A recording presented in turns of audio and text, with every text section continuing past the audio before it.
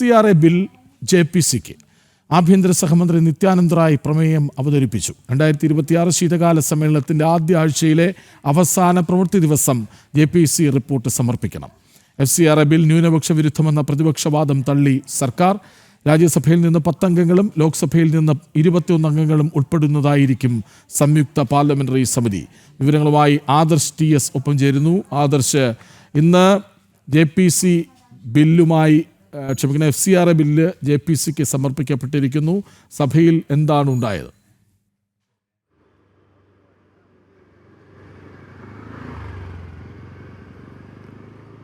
Krishnaraj, FCRA നിയമ ഭേദഗതിയുമായി ബന്ധപ്പെട്ട bill ഈ സംയുക്ത പാർലമെന്ററി സമിതിക്ക് വിടുന്നതുമായി ബന്ധപ്പെട്ടുള്ള പ്രമേയ അവതരണത്തെ പോലും പ്രതിപക്ഷം എതിർക്കുകയാണുണ്ടായത്.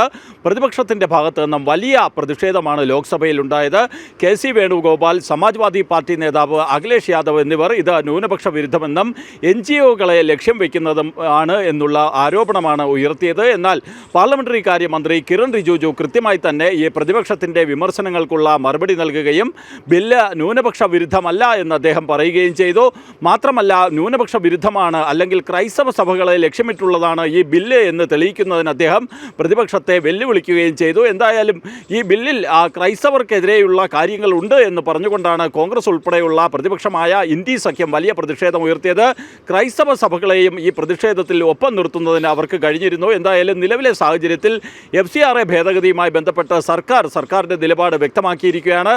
സർക്കാരിനെ സംബന്ധിച്ചിടത്തോളം രാജ്യത്തെ ചില സന്നദ്ധ സംഘടനകൾക്ക്, മറ്റ് ചില സംഘടനകൾക്ക് ഒക്കെ ലഭിക്കുന്ന വിദേശ ഫണ്ട് സംബന്ധിച്ചുള്ള കാര്യങ്ങളിൽ സുതാര്യത വേണം എന്നുള്ള ഒരു നിലപാടാണ് സർക്കാർ സ്വീകരിക്കുന്നത്. അക്കാര്യം നേരത്തെ തന്നെ സർക്കാർ വ്യക്തമാക്കിയിരുന്നതാണ്. ഇപ്പോൾ എന്തായാലും സംയുക്ത പാർലമെന്ററി സമിതിക്ക് ഈ ബില്ല് വിട്ടുകൊണ്ട് ഈ ബില്ലിൽ ഒളിക്കാനൊന്നുമില്ല എന്നുള്ള കാര്യവും സർക്കാർ വ്യക്തമാക്കിയിരിക്കുകയാണ്.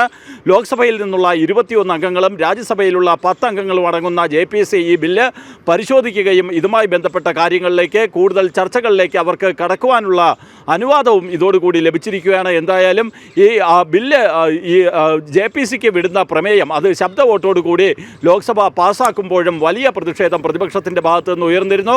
ഈ ബില്ലുമായി ബന്ധപ്പെട്ട് ന്യൂനപക്ഷങ്ങളെ തെറ്റിദ്ധരിപ്പിക്കുന്നതിനുള്ള ശ്രമങ്ങളുടെ മുന്നേ ഒടിക്കുക എന്നതും സർക്കാരിൻ്റെ ഒരു തന്ത്രമായിരുന്നു. അതുകൊണ്ട് തന്നെയാണ് JPCക്ക് വിടുക എന്ന ഒരു തന്ത്രം സർക്കാർ സ്വീകരിച്ചത്. നേരത്തെ പലകുറി പ്രതിപക്ഷത്തിൻ്റെ ഭാഗത്തു നിന്നും ഈ ബില്ല് അവതരണം തടസ്സപ്പെടുത്തുക എന്നതുൾപ്പെടെയുള്ള കാര്യങ്ങളിൽ വലിയ ഒരു പ്രതിഷേധത്തിന് അവർ പദ്ധതിയിട്ടിരുന്നു. ഈ ഒരു പശ്ചാത്തലത്തിൽ കൂടിയാണ് സർക്കാർ FCRA ഭേദഗതി ബില്ല് JPCക്ക് വിടുന്ന ഒരു തീരുമാനമെടുക്കുകയും ഇതുമായി ബന്ധപ്പെട്ട് ആഭ്യന്തര സഹമന്ത്രി നിത്യാനന്ദ റായ് പ്രമേയം ലോക്സഭയിൽ അവതരിപ്പിക്കുകയും ചെയ്തത്. കൃഷ്ണരാജ്, FCRA ബിൽ JPCക്ക് വിട്ടിരിക്കുന്നു.